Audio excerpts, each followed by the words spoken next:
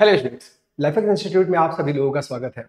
इस वीडियो के अंदर में हम लोग अभी आज कवर करने वाले हैं आपके सॉल्यूशंस, जो केमिस्ट्री का आपका पहला चैप्टर है।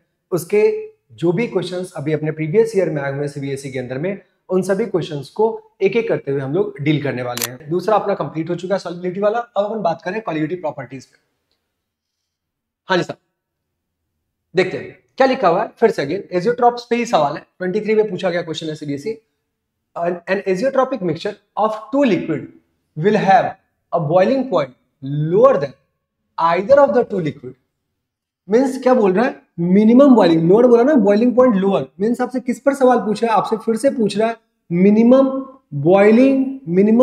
Boiling azeotropes, minimum boiling azeotropes. अब मिनिमम बॉइलिंग एजियोट्रॉप्स बोलते ही ना तो ये क्लियर ही हो जाएगा। बताएं क्या मिनिमम बॉइलिंग एजियोट्रॉप्स में ट्रिक क्या है बताना। ये नेगेटिव डेविएशन या पॉजिटिव डेविएशन? हाँ, उल्टा, that is positive deviation from Raoult's law. Check कर लिए किसमें लिखा हुआ है, it shows negative deviation from Raoult's law. C वाला जो ऑप्शन आपको देखने में मिल रहा है, क्या लिखा हुआ है? Shows positive deviation from Raoult's law. सुनाती बात आई। अब अपन बढ़ते हैं आगे। आगे क्या बढ़ते हैं देखिएगा। इनमें से which of the following cases blood cell will shrink. Blood cell बोल रहा है कि किस केस में श्रिंक कर जाएगा। सही है, चार ऑप्शन अपन देखते हैं कि क्या। वैसे अगर हम ब्लड सेल के बारे में आपको बताया तो जो ब्लड का जो सेल होता है, यह बेसिकली क्या होता है? ये बेसिकली होता है आपका 0.9% weight by volume, 0.9% weight by volume NaCl solution. Weight by volume NaCl solution क्या होता है हमारा? 0.9% weight by volume NaCl solution होता है। अब आप इसको ऐसे किस कंटेनर में डालो, ताकि क्या हो जाए? वाटर का मॉलिक्यूल क्या हो जाए? वाटर का मॉलिक्यूल ब्लड सेल से निकल करके बाहर चला जाए। फिर समझ ले, वाटर का मॉलिक्यूल कहां चला जाए? ब्लड सेल से निकल करके बाहर चला जाए। अब बताना ब्लड का अमाउंट। अब बात यह है कि बाहर का सॉल्यूशन कैसा सा होना चाहिए? बाहर का सॉल्यूशन होना चाहिए, एक से देख लेते हैं अपने पास ऑप्शंस कौन से हैं। When it is placed in a water containing more than, means बाहर का कंसंट्रेशन क्या दिख रहा है आपको? बाहर का कंसंट्रेशन क्या हमारा? ज्यादा। बाहर का कंसेंट्रेशन अगर हमारा ज्यादा है तो वाटर का अमाउंट क्या होगा? ज्यादा या कम? कंपैरेटिवली अगेन, क्योंकि बाहर का कंसेंट्रेशन ज्यादा है तो बाहर में सॉल्वेंट का अमाउंट क्या है? कंपैरेटिवली कम। और अगर आप बात करते हो ब्लड सेल के अंदर में 0.9% वेट बाय, तो अंदर में क्या हो जाएगा? वाटर का कंटेंट क्या हो जाएगा? ज्यादा। आपको पता ना कि किसका मूवमेंट होता है? सॉल्वेंट के पार्टिकल का मूवमेंट होता है। तो सॉल्वेंट के पार्टिकल का मूवमेंट कहां से कहां हो सकता है? हायर कंसेंट्रेशन से लोअर कंसेंट्रेशन के साइड में। अब अंदर में अगर वाटर का कंसंट्रेशन ज्यादा है, बाहर में वाटर का कंसंट्रेशन क्या हो गया? कम। वाटर का कंसंट्रेशन सॉल्वेंट के सेंस में अपने को बात करना है, तो उस केस में क्या होगा? उस केस में वाटर मॉलिक्यूल्स क्या करेंगे? अंदर से बाहर चले जाएंगे। और एक और बात, हाँ, तो यही हमारे पास क्या हो गया? ये हमारे पास जब भी इसमें पहले ही ऑप्शन यहाँ पे मैच कर गया कि जब बाहर में हमारे पास क्या हो? बाहर में हमारे पास जो सोल्यूशन हो वह 0.9% वेट बाय वॉल्यूम से क्या होना चाहिए? ज्यादा। दूसरे वाले में बोला है कम। अब अगर कम होगा तो वाटर का अमाउंट कहाँ ज्यादा हो जाएगा? बाहर में ज्यादा हो जाएगा। अगर बाहर में ज्यादा हो जाएगा वाटर का अमाउंट, तो अगेन फिर से अब क्या होगा? अब इस केस में श्रिंक नहीं करेगा, स्वेल कर जाएगा। अब वाटर के पार्टिकल बाहर से कहाँ एंटर करने लग जाएंगे? ब्लड सेल के अंदर। तो उस केस में ब्लड सेल क्या कर जाएगा? स्वेल कर जाएगा। तीसरा वाला तो बोला बिल्कुल ही सेम होगा, और जब बिल्कुल ही सेम होगा तो कोई ऑस्मोसिस का प्रोसेस नहीं होगा, क्योंकि ऑस्मोसिस जब ही होता है जब कहीं पर एक हायर कंसंट्रेशन और कहीं पर एक लोअर कंसंट्रेशन होता है, जब वहां पे मूवमेंट होती है। सही है। When it is placed in a distilled, इसका तो कोई मतलब ही नहीं बनता। तो पहला ही ऑप्शन आपका मैच कर चुका है, दैट इज जब बाहर का कंसंट्रेशन क्या हो जाए? ज्यादा। आई अगला सवाल, how much ethyl chloride must be added? How much ethyl chloride must be added means आपको मोल निकालना। देखिए चारों ऑप्शंस हमने देखा उस मोल में, तो कितना इथाइल क्लोराइड को ऐड करना है इन अ 1 litre of water so that solution will freeze at -14 degree Celsius. Water में इतना कितना इथाइल क्लोराइड डाले ताकि फ्रीजिंग पॉइंट घट के कहां पहुंच जाए? -14 डिग्री सेल्सियस। सही बात है, क्वालिटेटिव प्रॉपर्टी पर ही बेस्ड यहाँ पे सवाल है। और आप जानते हो फॉर्मूला क्या होता है? Delta TF is equal to किसके बराबर होता है? KF, और टाइम्स क्या होता है आपके पास? F। सही है। KF वैल्यू आपको दे रखा है, कितना दे रखा है? और ये नहीं भी दिया हुआ रहता है कभी कभार, आप ध्यान रखिएगा। वाटर के लिए KF का वैल्यू कितना होता है? 1.86, और KV वैल्यू कितना होता है? 0.5। ये आपको याद रखना पड़ेगा। सही ना। फर्दर आए बात करें जरा। अब बात आता है यहाँ पे मोलालिटी का। मतलब अपना मुद्दा क्या है कि अपने को मोलालिटी निकालना आना चाहिए। वही है डेल्टा, अच्छा सॉरी मोलालिटी की बात बाद में करते हैं अपन। डेल्टा टीएफ का वैल्यू कितना दे रखा है आपके पास, यहां पर कितना ही हो जाएगा delta TF 40। Delta TF basically होता क्या है, ध्यान है ना, TF not minus TF dash, और माइनस माइनस मिलकर अल्टीमेटली यहां पर कितना निकल करके आ जाएगा, अल्टीमेटली यहां पे निकल के आ जाएगा 40। मोलालिटी की बात करो, मोलालिटी में ऊपर में क्या होगा बताना, मोल्स ऑफ सॉल्यूट, और नीचे में क्या होता है, हाँ मास ऑफ सॉल्वेंट। अब मास ऑफ सॉल्वेंट की अगर आप बात करोगे, देखो आप देख सकते हैं यहाँ पे क्या होगा, mass of solvent 1 litre of water दे रखा है, और वाटर के लिए अपन क्या मानते हैं, आपको ध्यान होगा, वाटर के लिए अपन डेंसिटी कितना लेकर के चलते हैं न्यूमेरिकल पर्पस पे, डेंसिटी 1 लेकर के चलते हैं, मींस 1 ग्राम पर ml। और चूंकि वॉल्यूम दे रखा है आपका कितना 1000 ml, दैट इज मास भी कितना हो जाएगा यहाँ पे, अगर आप बात करें यहाँ पे मास ऑफ वाटर, यहाँ पे आप बात करो मास ऑफ, अगर आप वाटर की बात करते हो तो वो भी कितने के बराबर हो जाएगा, 1000 ग्राम के बराबर हो जाएगा, 1000 ग्राम। और 1000 ग्राम को आपको किस में कन्वर्ट करना है बताएं, केजी में। क्यों करा है केजी में, हाँ मोलालिटी जब भी आप नीचे मास लिखते हो किस में लिखते हो, आप केजी में लिखते हो, तो यहाँ पर आप कितना वैल्यू कर दो, यहाँ कितना हो जाएगा 1। आपसे क्या पूछा, आपसे पूछा है एनबी, बताना एक ही अननोन आपके पास सवाल में रहेगा, आप आराम से यहाँ कैलकुलेट करते हो, एनबी निकाल सकते हो। यहाँ पे एनबी कितने के बराबर आ जाएगा, ऊपर में हो गया 14 और नीचे में कितना है 1.86, नीचे में कितना आपके पास 1.86। कैसे करेंगे इसको सॉल्व, कैसे करेंगे इसको सॉल्व, आप एक काम करो डेसिमल हटा दो, यहाँ पर कितना कर लो, यहाँ पर डालो आप 100, ये कट कर लो, 2 7 जा 93, सही है ना। अब एक काम करते हैं 93 और ऊपर में 700 है, न्यूमरेटर को बड़ा कर लेते हैं, 700 और अपॉन में कितना है 93। अब आप ऑप्शन यहाँ पे आराम से पिक कर सकते हैं, 10 वाला तो बिल्कुल भी नहीं होगा, 9 टाइम्स वाला भी नहीं होगा, 8 टाइम्स वाला भी नहीं होगा, पहला ऑप्शन होगा। आप कर लीजिए जरा, 93 से आप कट करोगे आपको समझ में आएगा, ये 7 टाइम्स ही जाए, क्योंकि 8 टाइम्स में 720, 700 प्लस ही आ रहा है, तो देखो आपने पूरा तो नहीं कट करा, और ऑब्वियस सी बात है ऑब्जेक्टिव क्वेश्चन है, हमें तो सही ऑप्शन पे जाना है, 10 तो कभी हो नहीं सकता, इसमें अगर जैसे आप 9 से गुना करोगे तो 800 समथिंग आएगा, आपको 700 पर ही रुकना है, तो इसके लिए हमारे पास कौन सा ऑप्शन आ जाएगा, हमारे पास ऑप्शन आ गया पहले 7.5।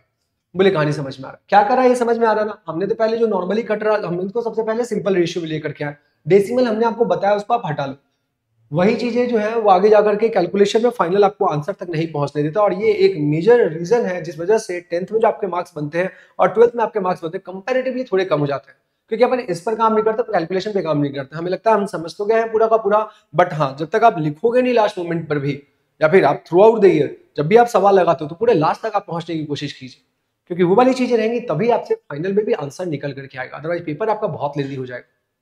सही है, आए आगे की बात करते हैं अपन, अगला सवाल।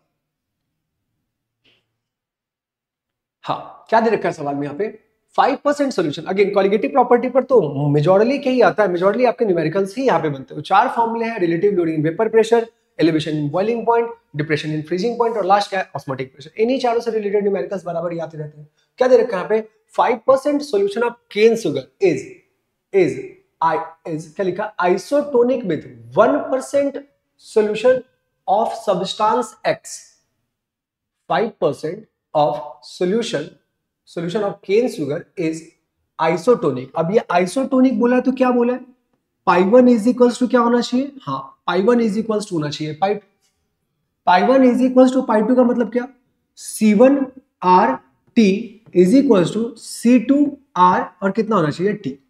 ये समझ आ रहा है कि टेम्परेचर जब भी सेम है, टेम्परेचर की कोई बात नहीं करेंगे, जब अगर टेम्परेचर की बात नहीं करें तो यहाँ से आपका क्या कट जाएगा, यहाँ से RT से RT गया, अब क्या बचा, मींस आपको क्या करना है, C1 by C2, C1 और C2 क्या होना चाहिए आपका बराबर होना चाहिए, और दोनों के दोनों जब आइसोटोनिक है, एक कितना परसेंट है 5% है, ठीक है ना। C1 मींस क्या, मोल्स ऑफ सॉल्यूट, ऊपर में क्या लिखोगे आप, moles of solute,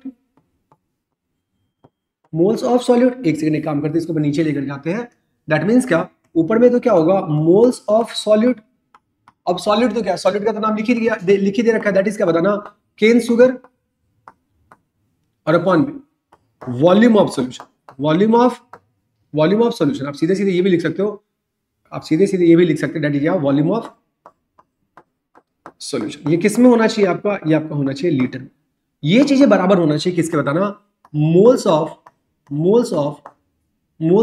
that is क्या बताना, क्या लिखा हुआ है, कोई एक अननोन सब्सटेंस एक्स है, अननोन सब्सटेंस एक्स है, अननोन सब्सटेंस जो भी है हमारे पास उसकी बात कर रहे हैं अपन, अननोन सब्सटेंस, और अपॉन में नीचे में क्या होगा अगेन बताना, वॉल्यूम ऑफ सॉल्यूशन, और वो भी किस में होना चाहिए बताएं, वो भी हमारा होना चाहिए लीटर में।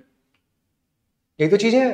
अगर आप मोल की बात करते हो, यहाँ पे आप कंपेयर करो, मोल्स की बात करें जरा, तो मोल्स केन शुगर का मोलर मास भी आपको दे रखा है। मोल कैसे निकालते हैं, मास और अपॉन में क्या करोगे, मोलर मास। 5% बोला ना, 5% का मतलब क्या होगा ना कि अगर 100 ग्राम का सॉल्यूशन है तो सॉल्यूट का मास कितना दे रखा है, 5 ग्राम। अब ले लो 100 लेकर के चलो, और उधर भी मान लो कि आपका ये वाला भी जो दूसरा जो सोल्यूशन है वो भी आपका मान लो कि टोटल 100 ग्राम के सोल्यूशन में 1 ग्राम क्या है हमारा सॉल्यूट है। तो आपको मोल के अंदर में मास पता है, लेफ्ट हैंड साइड में मोलर मास भी पता है। वॉल्यूम ऑफ सॉल्यूशन से तो देखिए आपका वॉल्यूम ऑफ सॉल्यूशन कट गया। यहाँ पे अगर आप मोल की बात करते हो तो मोल मतलब मास और अपॉन में मोलर मास, दैट इज 5, और अपॉन में आपको कितना करना पड़ेगा, 342, क्योंकि इसका मोलर मास कितना दे रखा है ये देखिए। वॉल्यूम से वॉल्यूम गया, मोल्स दोनों के बराबर करने अल्टीमेटली सवाल में। और मोल्स बेसिकली क्या होता है, गिवन मास और अपॉन में मोलर मास। ये बगल में लिख भी दे रहे हैं आपके लिए formula. Mole is equal to क्या होता है, ऊपर में होगा गिवन मास, ऊपर में होगा गिवन मास, और नीचे में क्या होगा बताओ ना, नीचे में होगा आपके पास मोलर मास, नीचे में होगा आपके पास मोलर मास। गिवन मास और बटा में क्या आ गया, मोलर मास। सही है। फर्दर आप देखो जरा, ये तो यहाँ पे ये हो गया। उधर से बात करें जरा, 1% दे रखा ना, तो 1 और अपॉन में क्या बोला है, अननोन सब्सटेंस दे रखा ना, मोल्स ऑफ अननोन सब्सटेंस। तो अननोन सब्सटेंस नहीं पता तो लेट से अपन कितना ही मान लेते हैं, अपन मान लेते हैं x। सही है, नहीं पता तो उसका मोलर मास अपने को नहीं पता। फर्दर उसका मास कितना दे रखा, 1 ग्राम।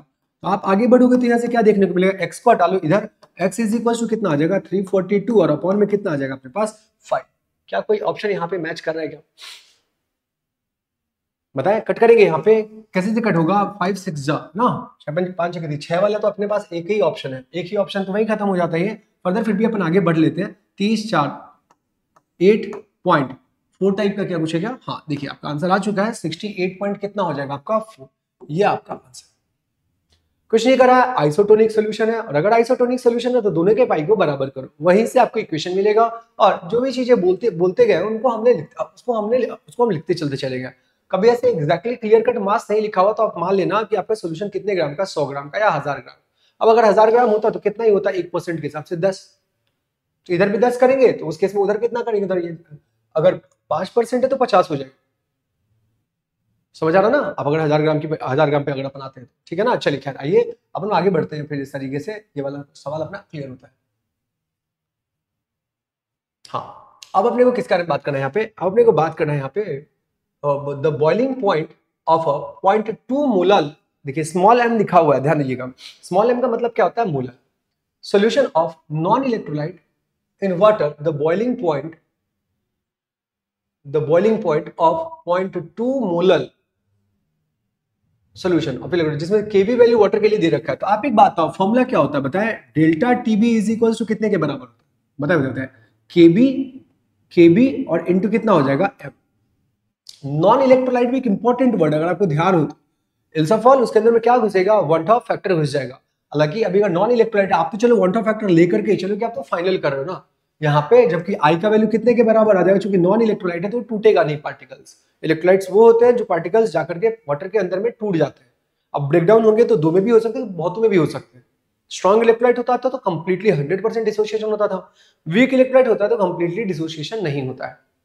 समझ आ रही क्या बात। चलिए तो ये तो हो गया हमारे पास क्या, ये हो गया हमारे पास ये नॉन इलेक्ट्रोलाइट। तो आई का वैल्यू कितना हो गया, 1। आइए तो सारे वैल्यूज डाल देते हैं। यहाँ पे 1 हो गया। केबी की अगर आप बात करते हो कितने के बराबर, 0.52। मोलालिटी की बात करते हो कितना दे रखा है, 0.2। आप जब अगर मल्टीप्लाई करोगे फिर देखो, फिर यहाँ पे जल्दबाजी मत करना, आप कुछ मत करो यार, आप थोड़ा सा टाइम ले लो, बट लेकिन हाँ फाइनल आंसर गलत नहीं आना चाहिए कि पेपर में आप फिर दोबारा रीचेक नहीं कर पाओगे ना फाइनल में। आप बताना ये कितने के बराबर आ गया, 104, और अपॉन में कितना आ गया, अपॉन में आ गया 1130।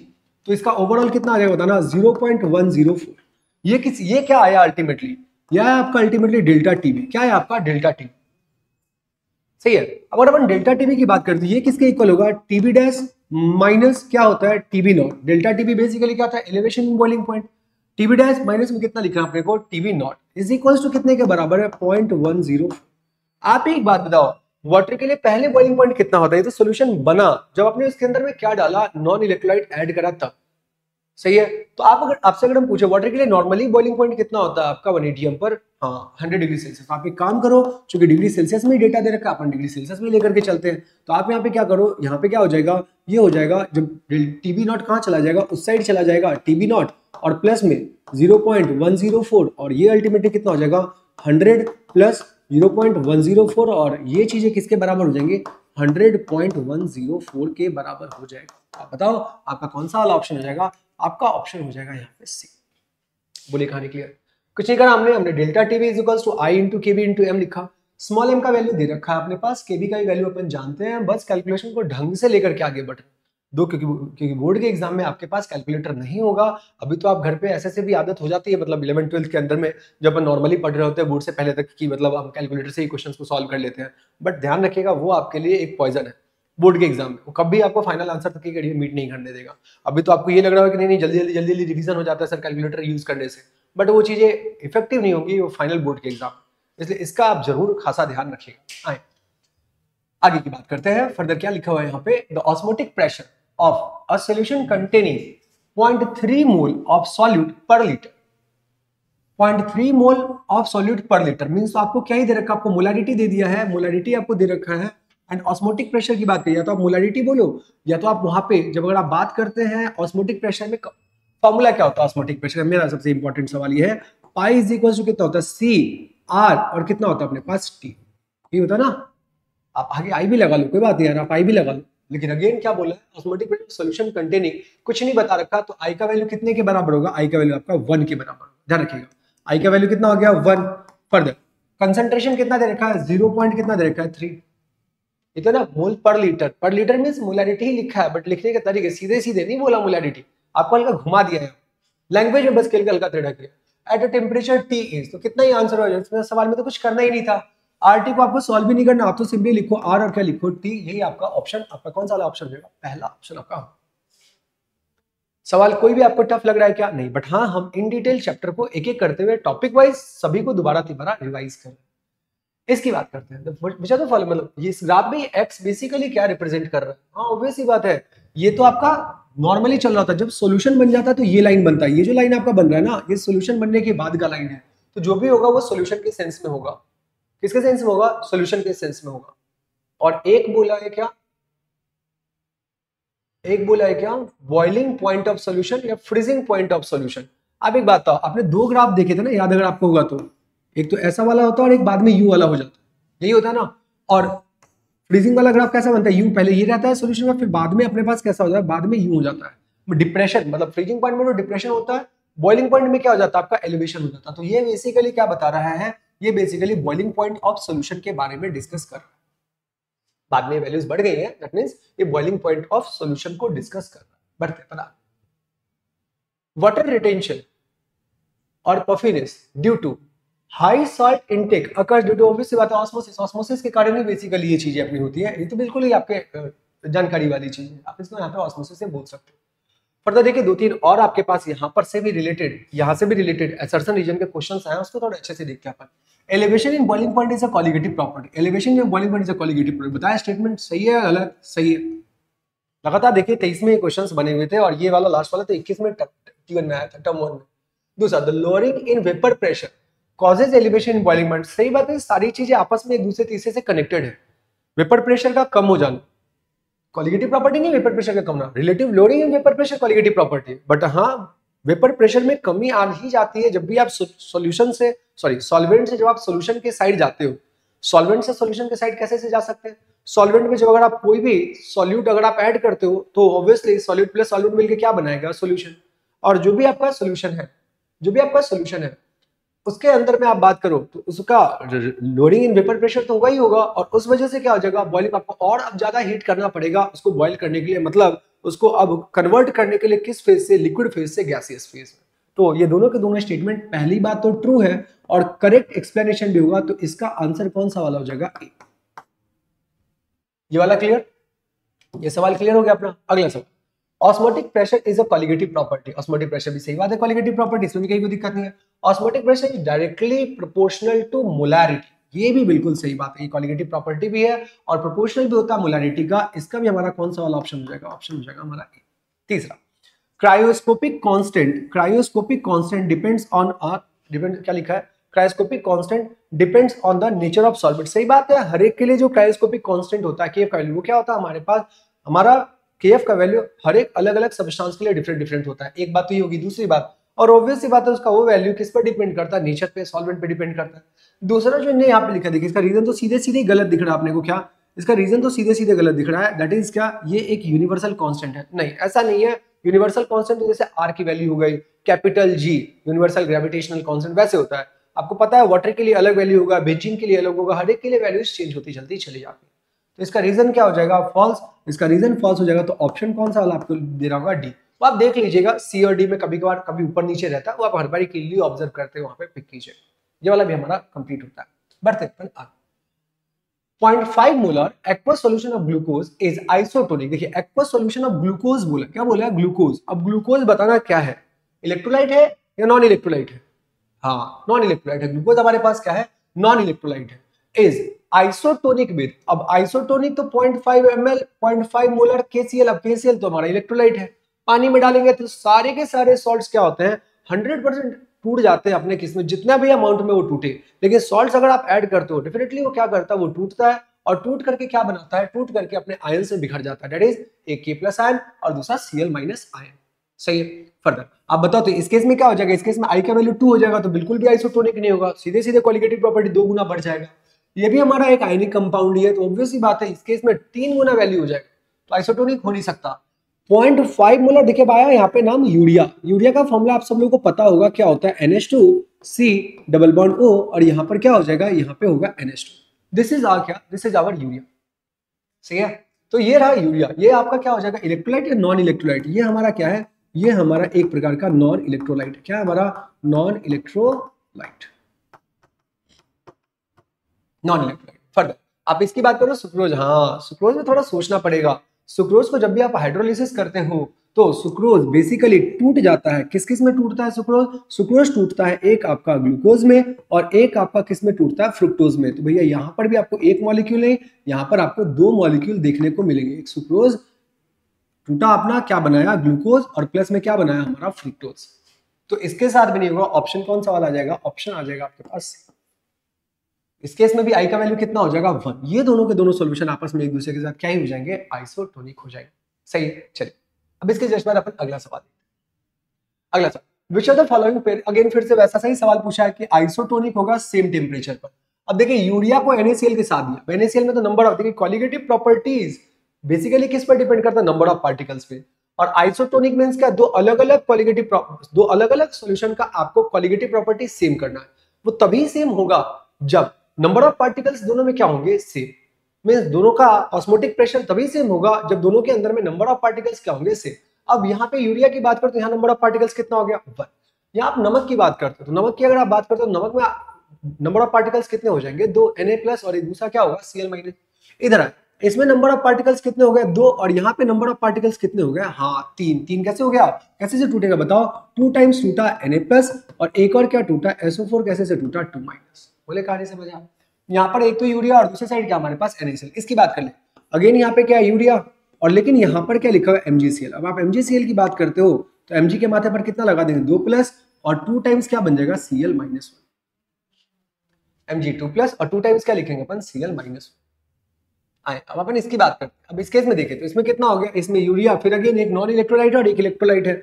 इधर बताओ नंबर ऑफ पार्टिकल्स कितना दिख रहा, इधर देखना नंबर ऑफ पार्टिकल्स कितना दिख रहा है, 2 टाइम्स क्या दिख रहा है अपने को, Na+ और दूसरा क्या दिख रहा है, SO4 के माथे कितना आ जाएगा बताना, 2-। तो टोटल नंबर ऑफ पार्टिकल्स कितने आ गए, नंबर ऑफ पार्टिकल्स आ गए 3। क्वांटम फैक्टर कितना हो जाएगा, 3 टाइम्स आ जाएगा, जैसे 0.1 मोलर है जो भी है। इधर भी आओ, इसमें भी नंबर ऑफ पार्टिकल अब चेक करें, इसमें नंबर ऑफ पार्टिकल्स क्या दिख रहा है, देखिएगा जरा, यहाँ पे CaNO3 का होल ट्वाइस है, तो Ca के साथ कितना आ जाएगा बताना, +2 चार्ज, और 2 टाइम्स आपको क्या देखने को मिलेगा, 2 टाइम्स आपको देखने को मिलेगा NO3-1। तो बताए टोटल नंबर ऑफ पार्टिकल्स कितने हो गए, 2+1, टोटल मिला करके I का वैल्यू यहाँ पर भी कितना हो गया, 3। जैसे I का वैल्यू होगा 3, तो इस तरीके से हमारा कौन सा ऑप्शन हो जाएगा, दोनों का I फैक्टर सेम है, क्वांटम फैक्टर सेम है, कंसंट्रेशन की भी अगर आप बात करो, दोनों का कंसंट्रेशन 0.1 मोलार ही है, तो जो भी वैल्यूज आएंगी सेम आएंगी, और वो क्या बना देगा आपका, वो बना देगा आपका आइसोटोनिक सॉल्यूशन। तो ये रहे हमारे कुछ चंद सवाल, जिन सवाल के थ्रू हमने कोशिश करा है कि पूरा का पूरा जो भी ऑब्जेक्टिव इस सॉल्यूशन चैप्टर से बना है, उन सॉल्यूशन चैप्टर के सारे ऑब्जेक्टिव हम लोगों ने कवर करने की कोशिश की है। अगर आपको इस वीडियो के अंदर में कुछ और सुधार करने की जरूरत है, डेफिनेटली आप नीचे कमेंट बॉक्स में कमेंट कीजिएगा, हम इसको कोशिश करेंगे और ज्यादा अपडेट करते हुए नेक्स्ट वाली वीडियो को बनाने का फर्दर। ये तो हो गया हमारा एक ऑब्जेक्टिव वाला पोर्शन। इसके जस्ट बाद हम लोग बात करेंगे very short and short question answer वाला अगली वीडियो में, कि very short and short question answer जो भी 1 मार्क्स और 3 मार्क्स के बीच में इस चैप्टर से बने हैं, और ऐसे करते हुए जितने भी चैप्टर्स आगे हैं उन सभी पे भी हम लोग आगे चलते हुए वीडियो बनाएंगे। चलिए आज की क्लास के लिए इतना काफी है। मिलते हैं अपन अगली वीडियो में इसके very short and short type के क्वेश्चन आंसर से। Thank you.